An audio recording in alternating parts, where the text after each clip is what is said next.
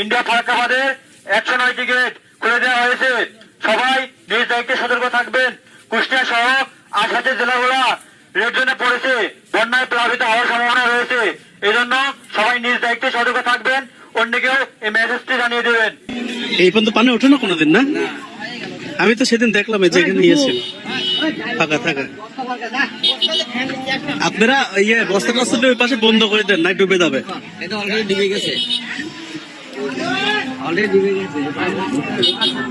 আর একটু পানি উঠলে সব এলাকার ভিতর পানি ঢুকে যাবে না। দেখতে পাচ্ছেন যে কুষ্টিয়া পৌরসভা এলাকা 6 রাস্তা মোড়ে শহরের পানি নিষ্কাশনের ব্যবস্থা, নদীর দিকে যে ড্রেনেজের ব্যবস্থা ছিল সেই ড্রেনেজের পাইপ কিন্তু ইতিমধ্যেই পানি অতিরিক্ত বাড়ার কারণে ডুবে গেছে। প্রতি বছর স্থানীয়রা জানাইছে যে পানি